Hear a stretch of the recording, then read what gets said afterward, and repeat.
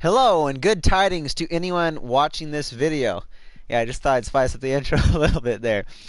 As you've probably already heard, there is a closed or a open beta coming for the division. The closed beta ended already on it got an extension to March or to February 1st. Um, but there is an open beta coming from February 19th to the 21st for PS4 and PC, and then Xbox One is getting it a day early. So Ubisoft announced that on Tuesday, and then sometime I think it was Tuesday morning, and then that night there was an update file. And I just would like to go over some of the changes that they are adding to this. So I've got to commend Ubisoft for the way they're handling this beta testing for the division. The beta is an example. I would say is pretty much a template for how betas should be handled in the future. And they've updated the beta, and the new updates are applied to the open beta for further feedback and testing, which is pretty nice. And I wasn't necessarily planning on coming back to it unless somebody else was going to play it with me, which probably will have somebody like Diego from the channel. He might come and play it with me. We'll see. But they have made some changes and actually updated the physical content of the beta as well. And because I've already played it for 16 hours in the closed beta.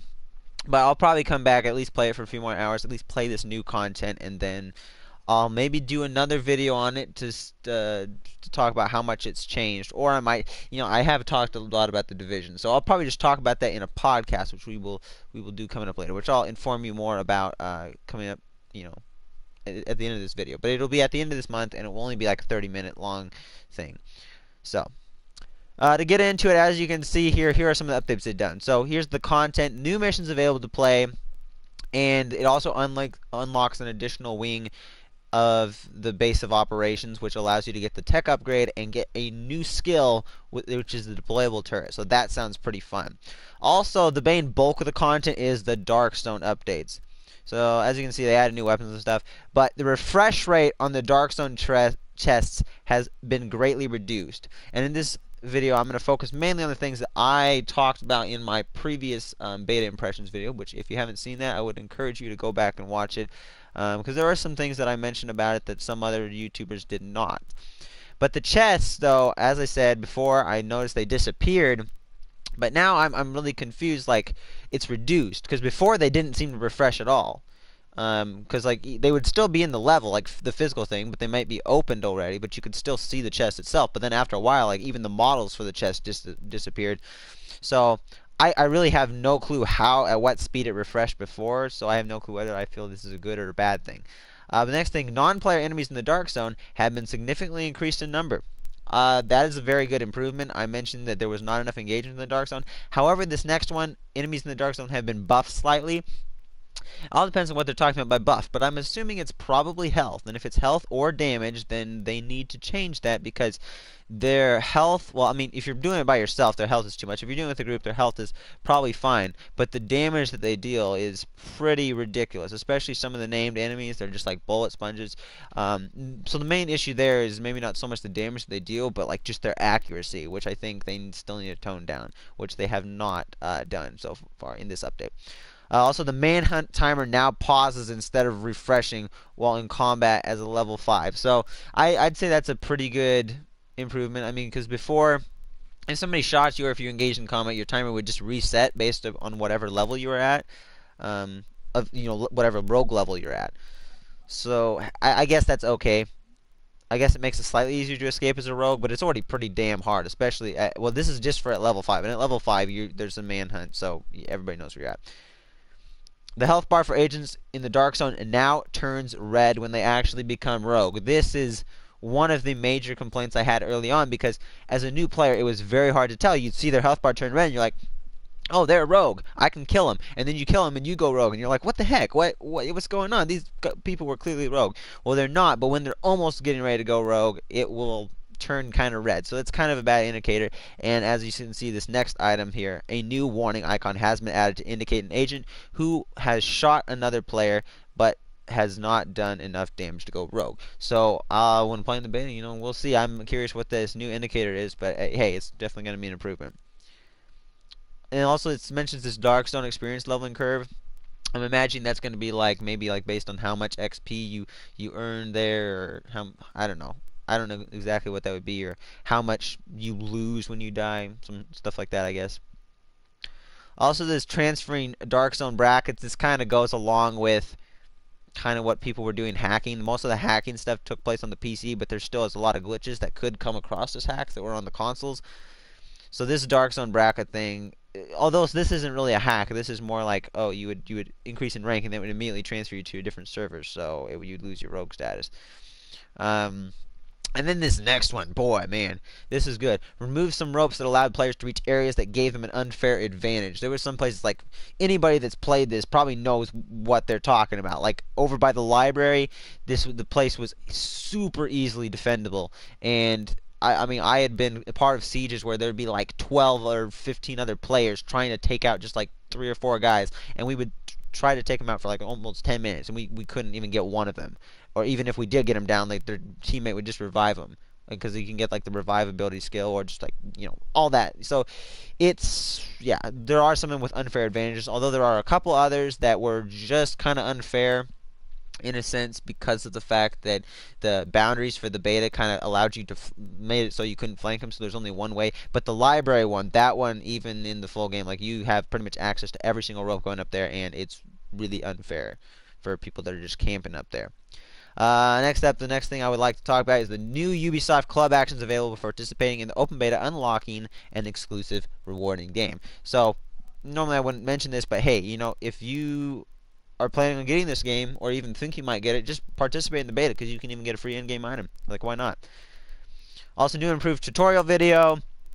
The tutorial as it was fairly good, although for an MMO, I should say, because like you doing the initial tutorial, there's a lot of things you don't understand about the game. But like by the time I spent about 5 hours playing the beta, like I understood everything. Maybe 6 hours. Like I understood how the rogue status finally worked. I understood pretty much everything. So it's not as hard to understand as some other MMOs, but you won't get everything just from the tutorial. Now the next thing, the bugs, allowing players to become invisible. I even had this happen to me where I was the invisible guy and I've gotten killed plenty of times by other invisible players. This is basically the major thing that they really, really, really needed to patch as far as like glitches and exploits go.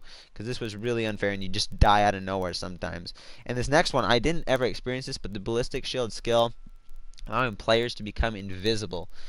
Or invincible. So that's pretty much equally bad.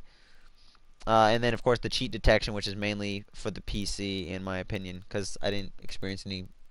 It didn't seem to be there was any cheaters that I play on the PS4. And then, of course, there's some other just gameplay fixes unrelated to any glitches and other stuff, just like this one. Adjusted player movement speed while running with a grenade in hand, which is probably good because it seemed like it was maybe a little slower than it should have been. Fixed a bug with reward claims vendors that cause stacks of consumables to be decreased under specific circumstances. So I never experienced this. I'm not exactly sure what they're talking about with this one, but there's a lot of these that they patched out too, where it was like had to do with vendors or like weapon stats not syncing properly, not updating properly, so stuff like that. And I think there was like in this whole list, as you can see, there's probably about 5 of them, different fixes related to stats. So, and one of them's right underneath it. And then finally, there's several environment fixes to prevent falling through world issues in specific places. I didn't experience that either, but hey, a lot of Ubisoft games too, or just a lot of games in general, have fallen through worlds. So it's kind of funny when that happens, but sometimes it can really screw you over, and you get kind of upset because you have to you have to quit the game, and then something doesn't save or whatever. And boy, multiple stability fixes. 23 unique crashes. So there was a lot of. I had my beta crash twice when playing it over 16 hours. So yeah, but that's good that they fixed those crashes. And then server optimization improvements, multiple localization fixes improvements, and then additional polish and bug fixes too numerous to mention. So once again, I have to commend Ubisoft for this. They've really impressed me, and it's Ubisoft of all people. The only real company I would have expected less from Ubisoft generally is EA, because they're like the king of doing like anti-consumer business stuff, like these beta things, tons of seasons pass and DLC tacked on, making you basically buy a game for $110, $120. It should be $60. Yeah, man. But Ubisoft has actually impressed me this time because they're like just a little bit above EA normally, but they have actually impressed me. This is how other companies should use this. As I said, they should use this as a template for how to do their betas. You have the closed beta, then you have more fixes, you do all the fixes there, and they actually create another beta to actually apply those fixes before the game out, rather than just applying the fixes to the actual retail copy of the game, and you won't get to experience that. Now they get like a second wave of feedback that allows them to apply the fixes and see like, how do we do? Did we improve this to your liking? And I think part of it could just be because it's an MMO that they're doing this. But hey, I don't care. Just whatever. I hope Ubisoft does this.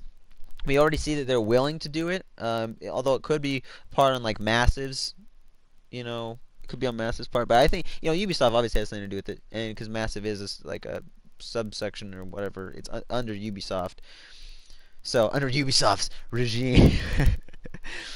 But I would like to see plenty of other game companies do this. This is really how you do it, and yeah, I feel like if they did this in betas, of course betas only apply to a lot of multiplayer stuff, but we could have far better games on launch, like multiplayer titles, if just more companies did this. And one other thing I would like to say about the Division, actually, yeah, two other things actually. It really doesn't feel like a Tom Clancy game. Like, I've played a lot of Tom Clancy games, other than like the theme and the story, kind of like the setting of the Division. But gameplay-wise, it doesn't feel as much like a Tom Clancy game. It's tactical just in the sense that you flank your enemies, and it's good to be in co-op. But there's not as much tactics as in like a Ghost Recon game or a Rainbow Six game.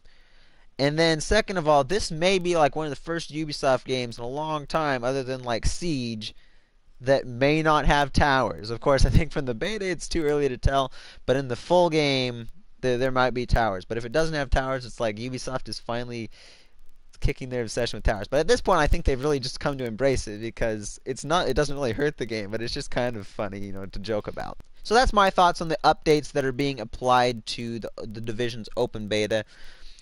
I would like to propose the question though, will this improve the game? And as you can tell, I already think that it probably will, but I would like to know your guys' thoughts, what you think of this. Should other companies do this? Before I go, though, I'd like to tell you about some stuff coming up on the channel. So, as I mentioned before, there will be probably a podcast at the end of this month. I think we will be doing it February 26th. It may not get uploaded until like maybe February 27th or February 28th, but it will be sometime at the end of February. We'll basically wrap up gaming news of the month, maybe talk about what we're playing, and then maybe have time for something else. Who knows? But just a couple of things I would like to announce. We'll talk about PS Plus Vote to Play is back. And there's 3 games. There's Broforce, Action Hank, and Assault Android Cactus, which that's a badass name. Twin stick shooter. It doesn't look half bad. But as soon as I saw it, I was like, okay, Broforce is clearly gonna win. So if you want to vote for it, you can go vote for a game. But I'm just telling you right now, Broforce is gonna win. So if you wanted anything else, like don't even try. Unless you think you can get like a mass number, like thousands of people to vote for it. And we'll talk about more about that, I guess, on the channel. Or on the podcast. Probably not much else to say though. And game trailers shut down. We'll talk a little bit more about that there as well. All else I want to say a little bit on it now. I'm planning on maybe doing a top 10 anticipated games of the year list, considering none of my top 10 have come out. XCOM 2 used to be, but then actually XCOM 2 may still be on the list because I am planning on building a gaming PC at the end of this summer. So I still will get to play XCOM 2 this year. That'll be one of the games I will buy. So it may still be on my list. But I used to get all my footage from game trailers because it was easy to download and everything, and I haven't figured out the whole downloading from other people's YouTube channels yet. So I tried that. I used game trailers for that, and it worked out fine most of the time, except for sometimes I get like a copyright strike from like EA or whatever, and I'd have to do something to fix it. Most of the time I wasn't even using trailer audio anyways. But it's a shame to see that they shut it down, because they did more than that. But like it's also kind of easy to see like why they shut down. It makes sense, because nobody's really needs to go to like one of those third-party sites, or well, I shouldn't say third-party. Nobody needs to go to like those type of sites when they can just go and like watch a game trailer on YouTube. So it's kind of a shame, but at the same time it seemed to be inevitable. Other things we'll talk about in the podcast, some MMO and free-to-play titles. Amazon Prime's new games offer. That's very interesting. I would encourage you guys to take advantage of that. Basically, it's just a discount for new games. Take a look into that. Also be talking about Hitman's new business model and some Fallout 4 content announcements that Bethesda talked or announced just in the last few days, and maybe a little bit more. So thank you guys for watching. Hope you tune in to the podcast and tune into any other content that's coming out the rest of this month. I hope to see you in the next video. Bye, guys.